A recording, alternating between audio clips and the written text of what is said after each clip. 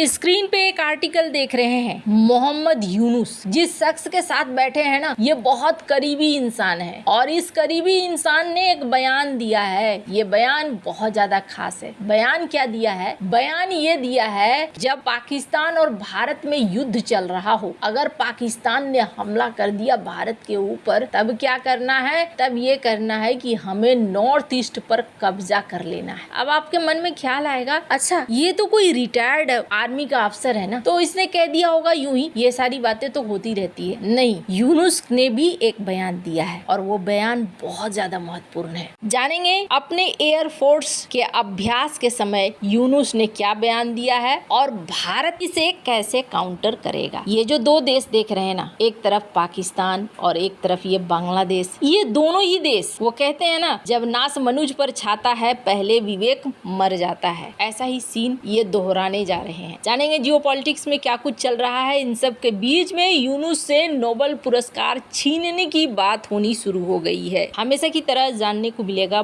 बहुत कुछ। आइए जानते हैं इन खबरों को विस्तार से। भारत और पाकिस्तान में जो कुछ भी चल रहा है, इन सब के बीच में ना, भारत का जो दूसरा पड़ोसी है बांग्लादेश, वहाँ पर भी हलचल मची हुई है। ऐसा नहीं है कि सारी चीजें एकदम ठीक ठीक हैं, लेकिन ये सोच नहीं पा रहे हैं कि आगे क्या हो सकता है। अभी का क्या सीन है, स्क्रीन पर एक आर्टिकल देखिए। एक तो 6 महीने बाद बांग्लादेश में जो हिंदू लीडर थे चिन्मय दास, इनको बेल ग्रांट कर दिया गया और जैसे ही बेल ग्रांट कर दिया गया, कथित तौर पर वैसे ही यूनुस सरकार ने इसकी अपील कर दी, अगेंस्ट में अपील कर दी कि नहीं जी, इनको छोड़ा नहीं जाना चाहिए। और इन सब के बीच में ये भी देखने को मिल रहा है कि बांग्लादेश की तरफ से एक स्टेटमेंट आया। ये जो बंदा देख रहे हैं, ये बंदा रिटायर्ड आर्मी का अफसर रहा है, लेकिन ऐसा नहीं है कि अभी ये बंदा किसी पोजीशन पर नहीं है। अभी भी इसके हाथ में एक बड़ा पद है। बांग्लादेश राइफल्स हत्याकांड की जांच कर रहे राष्ट्रीय स्वतंत्र जांच आयोग का अध्यक्ष है ये बंदा। नाम क्या है इसका? इसका नाम है सेवानिवृत्त major general ALM Fazlur Rahman. इनका कहना है कि यदि पाकिस्तान भारत पर हमला करता है तो बांग्लादेश को भारत के पूर्वोत्तर यानी कि नॉर्थ ईस्ट के 7 राज्यों पर कब्जा कर लेना चाहिए। अब जरा सोचिए, इन्होंने अपने फेसबुक पर बंगाली भाषा में एक लंबा चौड़ा पोस्ट लिखा कि ये भारत और पाकिस्तान का ऐसा सीन बनता है तो हमें भी कब्जा कर लेना चाहिए। कैसे कब्जा करेंगे? अपनी सेना लेकर जाएंगे? नहीं, इन्होंने उपाय भी बताया है। इन्होंने ये सुझाया है कि इस दिशा में ना चाइना के साथ संयुक्त रूप से बैठ जाओ और ज्वाइंट सैन्य सहयोग की बात शुरू कर दो, चर्चा शुरू कर दो। यानी इनके कहने का मतलब ये है कि चाइना का साथ ले लो। चाइना को तो तुम ऑफर करके आए थे, अभी तुम्हारे पास मौका है, चाइना को साथ ले लो। जब यहाँ लड़ाई होगा ना तो चाइना को साथ मिलकर इधर हमला कर देना। उन्होंने इस बात का सुझाव दिया। हालांकि आपको बता दूं, यूनुस पहले भी जाकर यही कह के आए हैं कि हम तो गार्जियन हैं सी के और नॉर्थ ईस्ट आपका खुला हुआ है। उन्होंने इशारों में यही बातें कही थी। हालांकि बाद में वो पलट गए और पलटकर उन्होंने दूसरी बातें कहनी शुरू कर दी। लेकिन ये जो शख्स बोल रहा है ना, इस शख्स के अंदर में भारत के प्रति किस तरीके की नफरत है, इसका एक एग्जाम्पल मैं आपको देती हूँ। साल 2001 में बांग्लादेश और भारत की सीमा पर झड़प हुई थी और इन झड़पों के दौरान BSF के 16 जवान शहीद हो गए थे। उस वक्त फजलुर रहमान बांग्लादेश बॉर्डर गार्ड्स का प्रमुख था और अभी उसकी पोजीशन सर्वोच्च न्यायालय के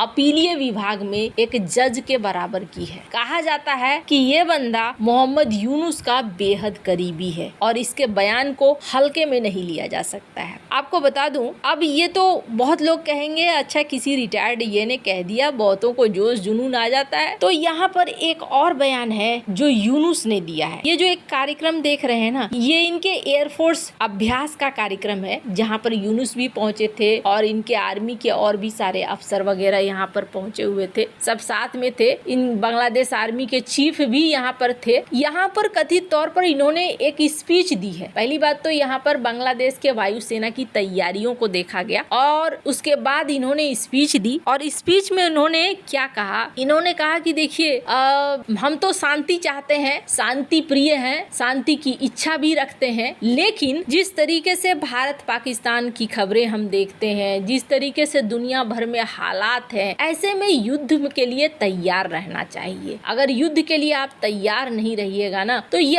आत्मघाती हो जाएगा, यानी कि खुद को समाप्त करने जैसा वैसा हो जाएगा। अपनी सुरक्षा के लिए ये बहुत जरूरी है कि हम युद्ध के लिए तैयार रहें। पूरी तरह से तैयार नहीं रहना वैश्विक परिस्थितियों को देखते हुए ये देश के लिए खतरनाक हो सकता है। इन्होंने कहा कि हम शांति की ओर हाथ बढ़ाते हैं, लेकिन हमें तैयार भी रहना होगा। हमारी अर्थव्यवस्था भी कमजोर है और पूर्व सरकार के लूट के कारण स्थिति खराब हुई है। और यहाँ पर इन्होंने ये भी कहा कि देखो, वायुसेना का जो अभ्यास है ये दिखलाता है कि हम युद्ध की तैयारी कर रहे हैं, बल्कि युवाओं में भी आत्मविश्वास, कठिन समस्याओं से जूझने की क्षमता वगैरह वगैरह इन्होंने कह दी। लेकिन आपको बताऊं, सीधा साधारण मतलब समझिए, इनको भी समझ में आ रहा है कि कहीं भी कुछ भी हो सकता है, पहली बात। और दूसरी बात, बांग्लादेश को लेकर, खासतौर पर यूनुस को लेकर इनकी जो लेखिका है उन्होंने तो एक और भी बड़ा धमाका किया है। इन्होंने नोबेल कमेटी को एक खुली चिट्ठी लिखी है और इस चिट्ठी में इन्होंने क्या लिखी है, स्क्रीनशॉट में आप देख सकते हैं इनके ट्वीट को। एक बात तो इन्होंने कही कि किस ग्रामीण बैंक के लिए इसको नोबेल पुरस्कार आपने दिया है, जिसके ब्याज से इन्होंने अपना व्यवसाय शुरू कर दिया। ये तो 1971 के पाकिस्तान के हारने वाली टीम के एजेंट हैं। ये पाकिस्तानी एकदम खुल्लम खुल्ला ये लिख रही हैं। और उसके बाद इन्होंने ये भी लिखा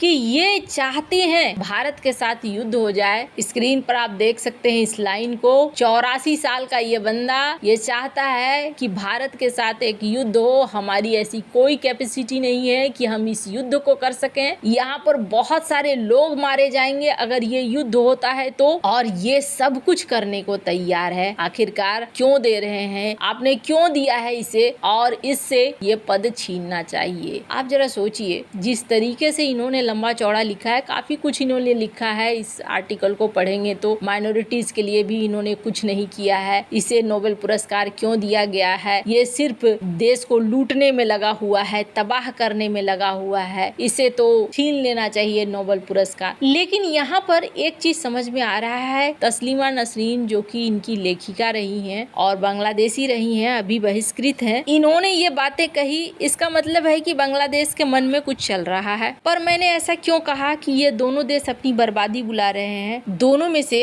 पाकिस्तान के पास तो खोने के लिए कुछ भी नहीं है, ज्यादा से ज्यादा अपनी जमीन खो सकता है क्योंकि इकोनॉमी की हालत तो खराब हो चुकी है। बांग्लादेश की बात करें, बांग्लादेश में रहा सहा कसर यूनुस ने पूरा कर दिया है। अगर कोई लड़ाई होती है तो समझ लीजिए कि ये दोनों देश फिर बेकार हो जाएंगे। हाँ, ये अलग बात है कि यहाँ बाहरी शक्तियाँ हो सकता है शुरुआत करें, लेकिन वो जो बाहरी शक्तियाँ शुरुआत करेंगी इसमें फिर ये दोनों देश नजर ही नहीं आएंगे, सिर्फ बड़ी बड़ी शक्तियाँ ही रह जाएंगी। ये छोटे देश कहाँ चले जाएंगे पता भी नहीं चलेगा। वैसे आपको क्या लगता है इन सब मामले में, आपकी क्या राय है, कमेंट कर जरूर बताएं। जल्द मिलते हैं अगले वीडियो में नई खबर के साथ।